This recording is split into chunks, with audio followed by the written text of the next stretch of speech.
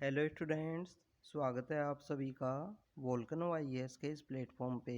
Students, अगर हम बात करें इस लेक्चर की तो ये लेक्चर हमारा डेली करंट अफेयर का डिस्कशन लेक्चर है, जिसके अंदर हम प्रीलिम्स के पर्सपेक्टिव से जो भी इम्पोर्टेंट न्यूज़ हैं उनको यहाँ पे डिस्कस करते हैं। उनसे related important data, important facts, उन सभी को यहाँ पे डिस्कस किया जाता है।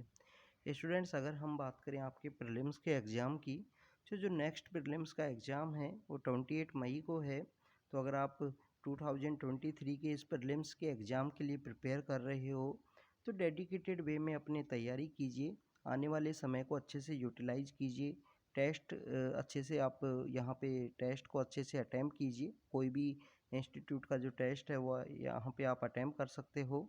और रेगुलरली आपका जो करंट अफेयर का पार्ट है प्लस में जो स्टैटिक का पार्ट है उसको रेगुलरली यहाँ पे रिवाइज कीजिए आने वाले समय के अंदर। तो स्टूडेंट्स, आज का जो करंट अफेयर का जो डिस्कशन है उसे हम स्टार्ट करते हैं। सबसे पहले अगर हम बात करें फर्स्ट टॉपिक की, तो हमारा फर्स्ट टॉपिक है लोकायुक्ता के बारे में। लोकायुक्ता आपको 2013 के इस एक्ट के थ्रू इनका ओरिजिन है वो देखने के लिए मिलता है। रिसेंटली ये कर्नाटक की वजह से ये जो टॉपिक है वो न्यूज़ के अंदर में था। कर्नाटक में जिस तरीके का रिसेंटली जो न्यूज़ का डेवलपमेंट हुआ उसके रिगार्डिंग में ये आपको देखने के लिए मिला था। स्टूडेंट्स, अगर हम बात करें लोकायुक्त की, तो लोकपाल एंड लोकायुक्त एक्ट 2013 है। लोकपाल एंड लोकायुक्त एक्ट 2013 है वो यहाँ पे एग्जिस्टेंस के अंदर आया। और इसी 2013 के एक्ट के थ्रू सेंटर के अंदर जो एंटी करप्शन के रिगार्डिंग में जिस पर्सन का अपॉइंटमेंट किया गया उन्हें लोकपाल कहा गया। और जैसे ही एंटी करप्शन के रिगार्डिंग में जो ओम्बड्समैन हैं जिसे स्टेट्स के अंदर अपॉइंट किया गया उन्हें लोकायुक्त के नाम से जाना जाता है। तो स्टूडेंट्स, 2013 का जो ये एक्ट है लोकपाल एंड लोकायुक्त एक्ट 2013, इस एक्ट के थ्रू आपको लोकपाल और लोकायुक्त का जो ओरिजिन है वो आपको देखने के लिए मिलता है। स्टूडेंट्स, अगर हम बात करें लोकपाल की, तो लोकपाल यहाँ बेसिकली आपको देखने के लिए मिलेगा। लोकपाल के अंदर आपको एक चेयरमैन होगा, एक चेयरपर्सन होगा, बट 8 मेंबर्स आपको देखने के लिए मिलेंगी। चेयरमैन एंड 8 मेंबर्स यहाँ पे आपको लोकपाल की जो कंप्लीट टीम है उसके अंदर आपको देखने के लिए मिलेंगे। और ये एंटी करप्शन के रिगार्डिंग में जितने भी प्रोविजंस हैं उन सभी को ये एग्जामिन करेंगे। अब देखिए कि यहाँ पे जो चेयरमैन की ये जो टीम है इसमें जो 50% जो मेंबर्स हैं, जो ये लोकपाल की जो टीम है इसमें 50% जो मेंबर्स हैं वो आपको देखने के लिए मिलेंगे जुडिशल मेंबर्स के रूप में। उनका जो अपॉइंटमेंट है वो देखने के लिए मिलेगा। मीन्स 50% जो मेंबर्स हैं वो जुडिशल सर्विस से बिलोंग करने होने चाहिए। जो जुडिशल क्राइटेरिया रखा गया है उसको फुलफिल करने चाहिए। अगर हम बात करें जो अदर 50 मेंबर्स हैं, 50% जो मेंबर्स हैं वो आपको schedule caste, schedule tribe, OBC, minority and जो महिलाओं का जो सेक्शन है उसका जो क्राइटेरिया है उसको फुलफिल करने चाहिए अदर जो 50% जो मेंबर्स हैं। अगर हम बात करें लोकपाल की इंक्वायरी विंग के बारे में, तो लोकपाल का जो इंक्वायरी विंग है यहाँ पे बेसिकली जो एंटी करप्शन के रिगार्डिंग में जो जितने भी केसेस हैं चाहे वो पब्लिक सर्वेंट्स के हों तो उन सभी को एग्जामिन करता है प्रिवेंशन ऑफ करप्शन एक्ट 1988 के अंडर में। तो इंक्वायरी विंग के द्वारा यहाँ पे बेसिकली पब्लिक जो सर्विस के अंदर या पब्लिक सर्वेंट के द्वारा कोई भी यहाँ पे जो करप्शन का यहाँ पे इंसिडेंट है वो सामने आता है तो उसको यहाँ पे एग्जामिन किया जाता है इन लोगों के द्वारा।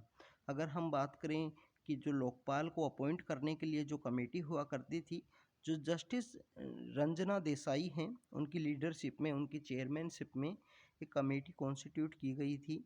उस कमेटी के रिकमेंडेशन के द्वारा एक सर्च कमेटी यहाँ पे बनाई गई और सर्च कमेटी के द्वारा ही जो नाम है वो यहाँ पे सजेस्ट किया जाता है। लोकपाल का जो नाम है वो सजेस्ट किया जाता है। तो अब सर्च कमेटी में कौन कौन लोग होते हैं उसके बारे में अगर हम देखें तो बेसिकली स्टूडेंट्स, लोकपाल की जो सर्च कमेटी है वो 5 मेंबर की कमेटी है। 5 लोग इसके अंदर मेंबर होंगे, उनके द्वारा जो नाम है वो सजेस्ट किया जाएगा कि कौन हमारा लोकपाल होगा। आप देखिए कि इन 5 मेंबर्स की कमेटी के अंदर जो हमारे प्राइम मिनिस्टर हैं वो चेयरमैन के रूप में काम करेंगे इस कमेटी के।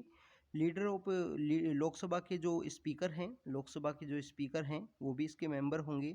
इसके अलावा लोकसभा के स्पीकर के अलावा आपको लीडर ऑफ अपोजिशन हैं लीडर ऑफ अपोजिशन है वो आपको देखने के लिए मिलेगा। लोकसभा के अंदर जो लीडर ऑफ अपोजिशन है वो यहाँ पे इसके पार्ट रहेंगे। चीफ जस्टिस ऑफ इंडिया हैं और एक एमिनेंट जूरिस्ट की जो क्राइटेरिया है वो भी रखा गया है। तो हमारे सीजीआई हैं, लीडर ऑफ अपोजिशन हैं, लोकसभा के स्पीकर हैं और प्राइम मिनिस्टर जो इसके चेयरमैन होंगे।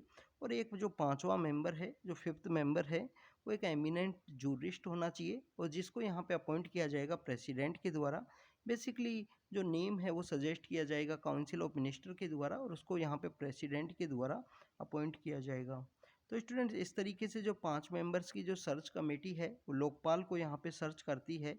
लोकपाल के बारे में हमने देखा कि किस तरीके से जो 50% मेंबर्स जुडिशियल सर्विस से 50% जो मेंबर हैं वो schedule caste, schedule tribe, OBC, minority and women section से होने चाहिए। अगर हम बात करें यहाँ पे लोकपाल के ज्यूरिसडिक्शन की, लोकपाल किन किन को यहाँ पे एग्जामिन करता है, किन किन के द्वारा जो एंटी करप्शन के जो एलिगेशंस हैं उसको एग्जामिन किए जाते हैं, तो wide range of public servants हैं वो यहाँ पे शामिल किए गए हैं। इसके अंदर इवन प्राइम मिनिस्टर जो हैं, प्राइम मिनिस्टर को भी यहाँ पे शामिल किया गया है कि प्राइम मिनिस्टर से भी क्वेश्चंस किए जा सकते हैं लोकपाल के द्वारा। Group A, B, C and D के जो ऑफिसर्स हैं उन सबको भी यहाँ पे एग्जामिन किया जा सकता है। उनके अगेंस्ट में अगर कोई एलिगेशन देखने के लिए मिलता है लोकपाल के द्वारा। पीएम को यहाँ पे लिटिल बिट एक्सेप्शन है। एक्सेप्शन ये है कि पीएम के अगेंस्ट में कोई भी एलिगेशन है तो पब्लिक ऑर्डर, इंटरनल सिक्योरिटी, ऐसे कुछ एक्सेप्शंस दिए गए हैं कि इन एक्सेप्शंस के अगेंस्ट में पीएम के खिलाफ कोई भी एलिगेशन है उसका एग्जामिन नहीं किया जाएगा। प्रीलिम्स के पीएम के अगेंस्ट में अगर कोई भी जांच है, कोई भी इंक्वायरी है यहाँ पे कंडक्ट की जाती है तो वो उसका जो बेसिकली जो पब्लिक के अंदर, पब्लिक डोमेन के अंदर उनका जो रिजल्ट है वो नहीं रखा जाएगा। ये यहाँ पे कुछ आपको एक्सेप्शन है वो देखने के लिए मिलता है लोकपाल एक्ट के अंदर में। तो स्टूडेंट्स, ये लोकपाल एंड लोकायुक्त एक्ट है जिसके बारे में हमने डिस्कस किया। नेक्स्ट टॉपिक की बात करें, नेक्स्ट टॉपिक में हमारे जो सीडीएस हैं, जनरल चौहान हैं, उनके द्वारा कहा गया है कि इंडिया हमेशा डिजास्टर के समय में, कोई भी डिजास्टर की जो एक्टिविटी का समय आता है तो उस समय इंडिया हमेशा एक फर्स्ट रिस्पॉन्डर के रूप में वर्क करता है और इंडिया के द्वारा हमेशा सबसे पहले जो रिलीफ है वो प्रोवाइड की जाती है किसी भी डिजास्टर से अफेक्टेड कंट्री को। तो स्टूडेंट्स, यहाँ पे आपको देखने के लिए मिलता है humanitarian assistance and disaster relief के अंदर में इंडिया हमेशा एक फर्स्ट रिस्पॉन्डर के रूप में वर्क करता है और जो डिजास्टर के अंदर जो रिलीफ है वो यहाँ पे प्रोवाइड की जाती है इंडिया के द्वारा अफेक्टेड कंट्री को। आप देखिए कि यहाँ पे कुछ एग्जांपल्स हैं, उनके बारे में भी डिस्कस किया गया है। कुछ हमारे जो एग्जांपल्स हैं उनके बारे में डिस्कस किया गया है। जैसे कि नेपाल के अंदर जो अर्थक्वेक की जो सिचुएशन है 2015 के समय में, जो नेपाल के अंदर जो अर्थक्वेक की जो सिचुएशन क्रिएट हुई, इंडिया के द्वारा जो असिस्टेंस है वो प्रोवाइड किया गया। श्रीलंका के अंदर जो साइक्लोन रियानो है, साइक्लोन रियानो के आने के बाद में जो वहाँ पे श्रीलंका को जिस तरीके से अफेक्ट हुआ, उस समय में भी इंडिया के द्वारा जो रिलीफ है वो प्रोवाइड कराई गई श्रीलंका को। आप देखिए कि इंडोनेशिया के अंदर जो साइक्लोन आया, इंडोनेशिया के अंदर भी जो रिलीफ है वो प्रोवाइड कराई गई। मडागास्कर के अंदर जो फ्लड की सिचुएशन आई 2020 के समय में, तो भी इंडिया ने वहाँ पे अपना जो रिलीफ है वो वहाँ पे सेंड की। और रिसेंटली अगर हम बात करें स्टूडेंट्स, कोविड-19 का जो समय है, कोविड-19 के समय में जो वैक्सीन का जो डिप्लोमेसी देखने के लिए मिला, वैक्सीन मैत्री। अभी वैक्सीन मैत्री क्या है?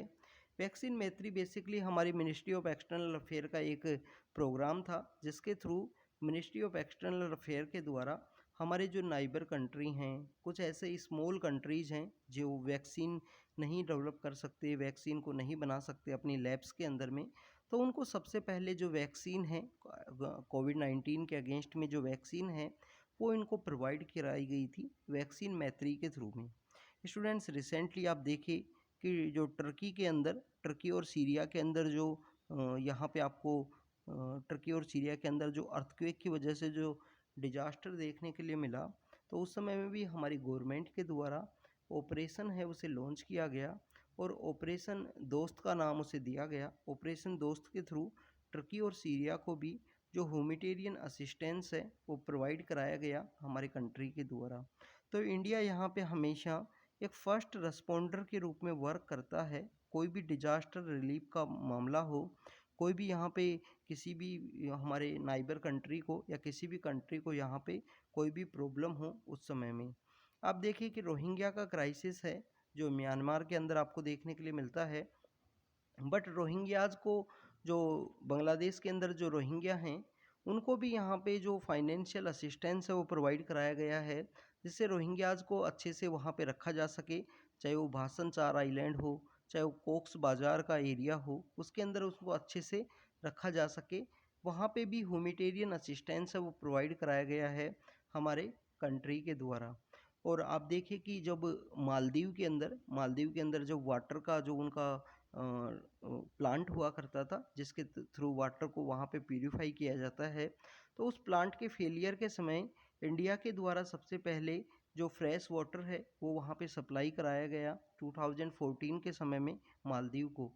तो ये इंडिया के कुछ यहाँ पे रेस्पॉन्स हैं जो बेसिकली हमारे जो CDS हैं, जनरल चौहान सर, उनके द्वारा बताया गया है कि इंडिया हमेशा फर्स्ट रिस्पॉन्डर के रूप में वर्क करता है कोई भी डिजास्टर के समय में। अब यहाँ पे हम CDS के बारे में डिस्कस करेंगे students. Chief of defence staff. Chief of defence staff की जो डिमांड है वो कंटिन्यू आपको देखने के लिए मिलती है हमारी मिलिट्री हिस्ट्री के अंदर में।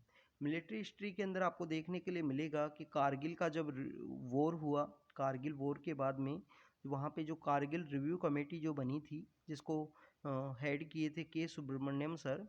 तो कारगिल रिव्यू कमेटी या के सुब्रमण्यम कमेटी भी उसको बोला जाता है। तो उस कमेटी के द्वारा भी रिकमेंड किया गया था कि CDS है वो कंट्री के अंदर होना चाहिए, और वो यहाँ पे एक सिंगल पॉइंट एडवाइज़र हो जो गवर्नमेंट को यहाँ पे एडवाइस करे कि वॉर के समय में क्या यहाँ पे जो डिसीजन है वो लेना चाहिए।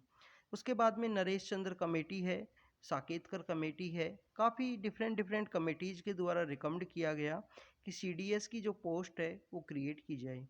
2020 के समय में जनरल बिपिन रावत इंडिया के पहले CDS हैं, वो पहले CDS हैं, वो अपॉइंट किए गए। उनकी डेथ के बाद में उन्होंने जिस तरीके से इंसिडेंट में उनका डेथ हुआ, उनके बाद में जनरल अनिल चौहान हैं, उनको इंडिया का जो सेकंड CDS है वो अपॉइंट किया गया है।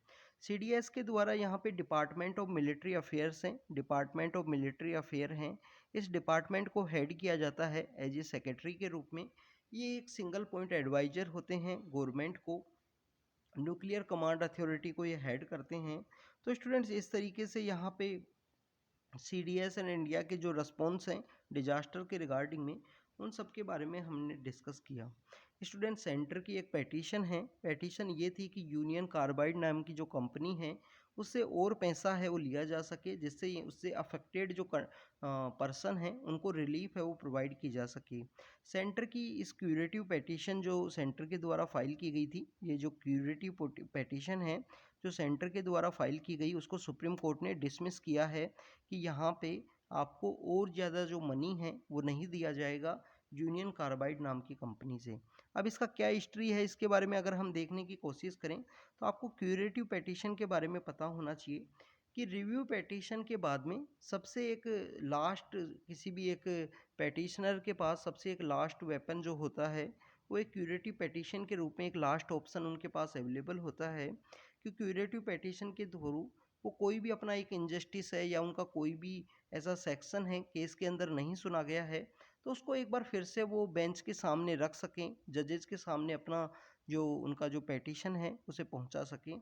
तो क्यूरेटिव पेटिशन एक लास्ट ऑप्शन होता है किसी भी एक पेटिशनर के पास में। क्यूरेटिव पेटिशन के रिगार्डिंग में जो भी इम्पोर्टेंट डाटा एंड फैक्ट हैं उसको हमने एक वीडियो के अंदर डिस्कस किया है, आप वहाँ पे जाके इनको देख सकते हो। तो स्टूडेंट्स, क्यूरेटिव पेटिशन सेंटर के द्वारा फाइल की गई थी कि जो यूनियन कार्बाइड नाम की जो कंपनी है उससे ज़्यादा पैसा, और ज़्यादा पैसा है वो कंपनसेशन के रूप में लिया जा सके। अभी यूनियन कार्बाइड कंपनी क्या है, आप देखिए कि भोपाल नाम का जो सिटी है, मध्य प्रदेश की कैपिटल, तो भोपाल के अंदर 2 एंड 3 दिसंबर की जो नाइट थी 1984 के अंदर में, 1984 के अंदर जो 2 एंड 3 दिसंबर की जो नाइट है, वहाँ पे मिथाइल आइसोसाइनाइड नाम की जो गैस है वो रिलीज हुई। मिथाइल आइसोसाइनाइड नाम की जो गैस है वो रिलीज हुई, और इसकी वजह से काफ़ी सारे लोग हैं उनकी डेथ हो गई। काफ़ी सारे लोग हैं जो वहाँ से उससे अफेक्टेड रहे, चाहे उनका हेल्थ के issues and different different type की जो डिसेबिलिटीज़ हैं वो आपको देखने के लिए मिलती हैं। तो उसी यूनियन कार्बाइड कंपनी के द्वारा यहाँ पे जो पैसा है वो दिया गया था एज ए कंपनसेशन के रूप में। तो सेंटर की यहाँ पे पेटिशन ये थी कि इस यूनियन कार्बाइड कंपनी से और थोड़ा ज़्यादा जो मनी है वो लिया जा सके, जिससे उसको यहाँ पे लोगों को जो कंपनसेशन प्रोवाइड कराने में हेल्प की जा सके। तो स्टूडेंट्स यहाँ पे सेंटर के सुप्रीम कोर्ट के द्वारा ये जो पेटिशन है सेंटर की, इसे रिजेक्ट किया गया कि क्यूरेटिव पेटिशन के थ्रू और ज़्यादा जो मनी की जो डिमांड है उसको नहीं एक्सेप्ट किया जाएगा। आपको यहाँ पे एक तो जो गैस लीकेज हुई है मिथाइल आइसोसाइनाइड उसके बारे में पता होना चाहिए। यूनियन कार्बाइड नाम की जो कंपनी है उसको पता होना चाहिए, क्योंकि ये वर्ल्ड का लार्जेस्ट इंडस्ट्रियल डिजास्टर के रूप में इसको डेजिग्नेट किया गया है। तो आप देखिए कि जो डिजास्टर आपका लिए जो इंटरनल सिक्योरिटी का भी एक टॉपिक है, इसके अलावा आपको मेंस के अंदर भी इसके बारे में कुछ ना कुछ जो क्वेश्चंस है वो पूछे जा सकते हैं। तो आपको इन सब के बारे में पता होना चाहिए। तो स्टूडेंट्स ये आज का हमारा करंट अफेयर का डिस्कशन था। हमने यूनियन कार्बाइड और मिथाइल आइसोसाइनाइड के बारे में डिस्कस किया, जो भोपाल गैस ट्रेजिडी के रूप में जाना जाता है। डिजास्टर रिलीफ के बारे में डिस्कस किया और लोकायुक्त के बारे में डिस्कस किया। तो स्टूडेंट्स ये आज का हमारा करंट अफेयर का डिस्कशन था। हम कंटिन्यू इसी तरीके से आपको अपडेट करते रहेंगे। Thank you students, thank you very much.